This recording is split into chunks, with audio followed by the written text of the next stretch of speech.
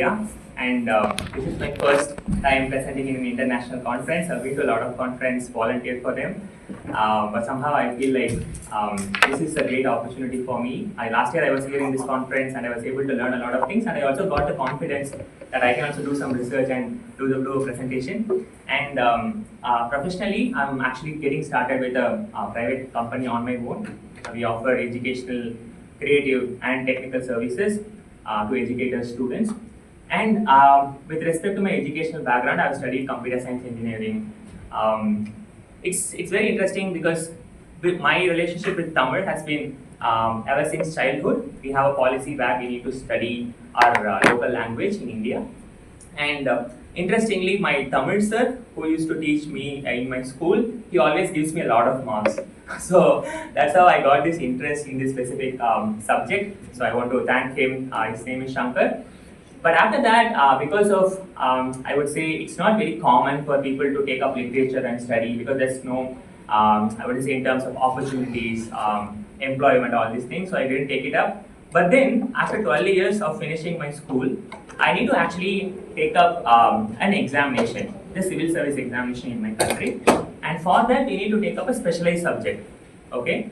Now then I went back to my own strength of this specific language, and now looking at it, like reading it in depth after getting a lot of experiences, makes me like fall in love with this language and what kind of like classical or nuances it brings into the life, right? So that's what we're going to be looking at, like what are the lessons that we can learn from the Sangam literature.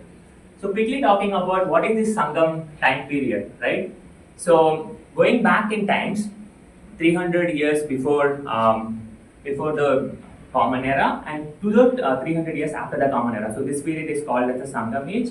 And in fact, there are a lot of literature that has come out during this specific time. And across the world, if you look at it, this is not a time where we see a lot of creative literature that's coming up, right? And it's like 2000 years old.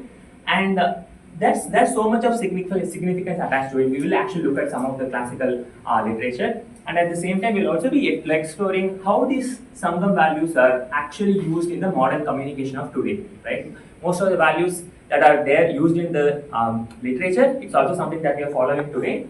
And we can also make it very intentional and see how we can actually go about this content.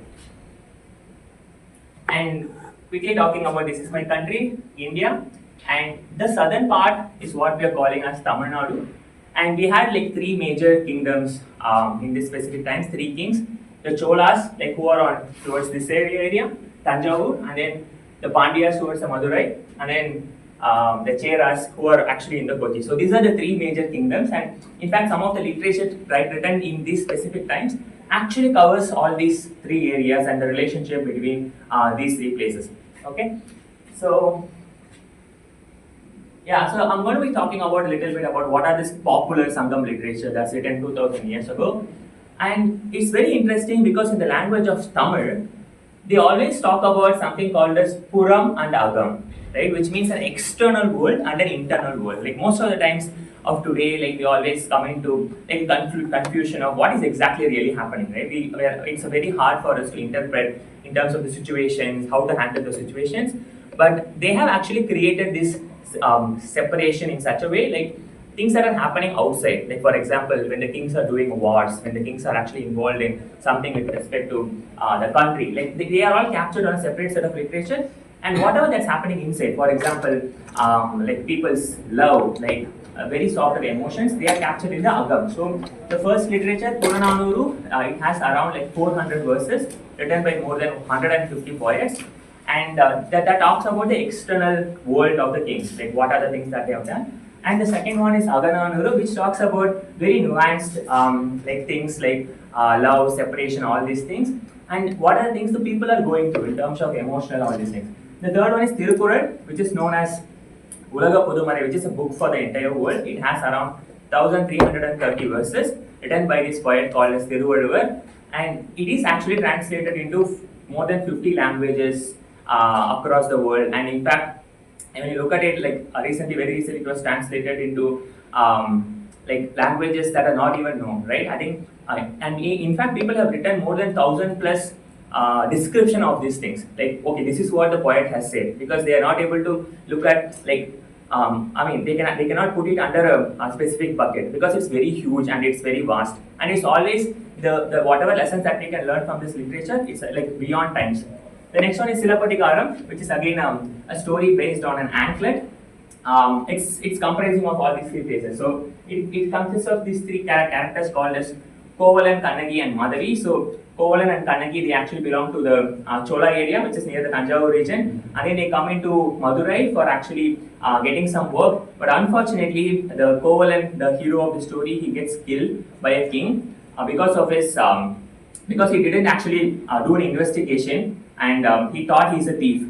So he kills a businessman. But so what Kannagi ends up doing is she's the wife of Kovalan, and she goes to the king, and because she's a very virtuous woman, she uses her powers and burns the entire city, right? And then in the Chera area, they are actually creating a temple for that specific Kannagi because of her powers and what she can do, right?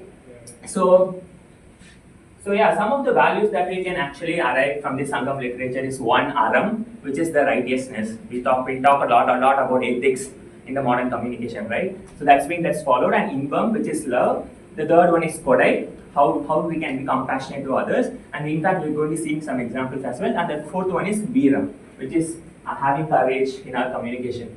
So the first one, Aram, I think we can take this example from Silappadhikaram itself, the story of anklets that I was telling you.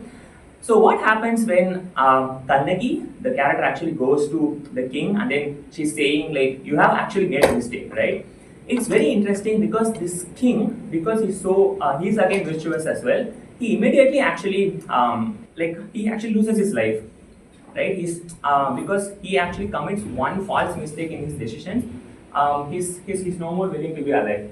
So that shows the kind of Aram that's been actually followed and also captured in this literature. The second one is Inbam. So this is interesting because Thirukkural is written by a saint. So usually when you look at saint, they don't actually get involved in this external world, but this saint actually written some 250 poems exclusively on the what kind of a marriage life and what is separation looking like, what is meant by desire. So it is very interesting because there are some for practices like Madal Edudal, which is followed in Tamil Nadu. Like things like, for example, if there is a man, if there's a boy and a girl who are very close to each other, but in some way the girl is not getting married to the boy, right? So then he will announce it publicly, and then he will go on a horse, and then he will actually go into death, because he wants to really make sure the kind of love that they have is true, and then he announces it to the entire world. So these are some of the practices that we followed on those times. The next one is Kodai.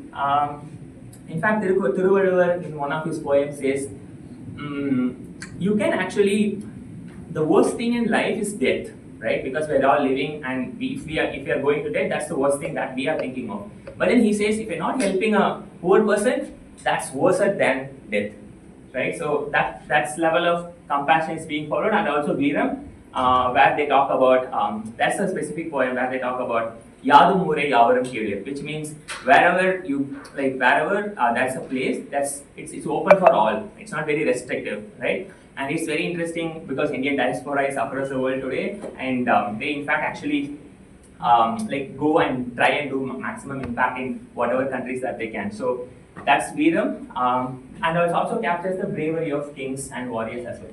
Now let's come back to this interesting part where we have seen the different Sangam values, and we can also look at how they can be practiced in today and how they are also practiced today, right? It's not like we have those values and then today we are following a total set of different values.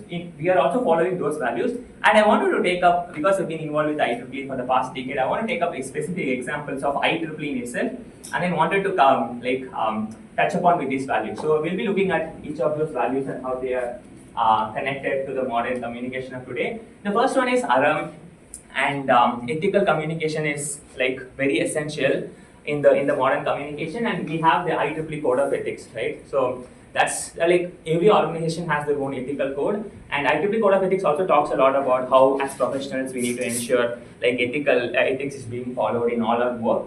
The second one is the Inbam, how we can use storytelling and emotional branding. For example, if you look at many of the IEEE Spectrum's articles, so they are technical articles, but they're written in such a way they also capture the emotion, like what is the journey of a person looking like. So it's always storytelling that's coming alive, and that's a similar value that we've seen in the Sangam values as well. The third one is Kodai in social impact initiatives. When you look at philanthropy, like IEEE even has this initiative called as Smart Village, where they actually connect different issues in the society, like for example electricity, like jobs. So they actually provide a lot of funding with the help of philanthropy, and then like we have a lot of community engagement where like today we talk about chapters and how we can engage them. So this is a part of Kodai, like in terms of decentralizing and creating more impact. The final one is Veeram for authentic communication. There's a huge conversation in this decade about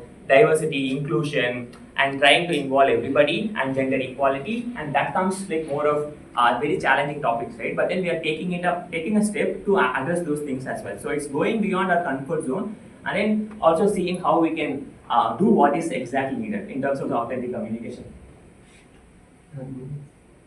So, quick conclusion of what I've seen is one is the relevance of Sangam values are existing even today. Like as I was saying, when I was a school student, when I was studying these subjects, I thought like, okay, everybody speaks it, like everybody speaks this language. What is so special about it? But when I see like currently like seeing when you say some literature, if it's, let's say if we take a paper and if it is like 10 years old, we say it's like too old, we want something new, right? But then these literature are like 2000 years old, but then they still have that relevance even today. So one way it makes me feel very humble, like how much of human intelligence that's been there already existing, and how much more that we need to learn. The second is, when we are building, like according to the SDG goal 16, peace, justice, and strong institutions, I feel like all these values should also be incorporated on those organizations. Like IEEE is one such example where we're seeing such values also coming alive. The third one is historical wisdom for future communication, and we can also take up a lesson and see if we can actually intentionally use these values in our future communication. Like let's say when we are actually creating a communication to a public audience, we can definitely think of making it as a story, right? Not only making it as a documentation of order and power, but how we can actually make it as a story and keep it engaging for everyone as well. So yeah, I think I also need to acknowledge my professor right now, who is actually teaching me all this literature, and his name is Tamil Riyalan sir. I want to say a big thanks to him. So yeah, I think this is very interesting because these languages, because they don't have a lot of economical importance these days, they are actually losing out their importance, their significance. Like people in India, even in Tamil Nadu, the state I belong to, people want to do English medium of study. But these languages are not just created with an angle of economy. I mean, they are actually created with a much more nuanced sense of understanding of human life, right? So I think we need to have these languages continue keep them going, and such kind of research will help us in keep it going. Yeah. And that's pretty much. Thank you very much for this opportunity. Yeah, I think we have a lot of time. We can take up some questions. Oh, the speakers are not here. Yeah, the speakers are not here. Okay. Oh my goodness.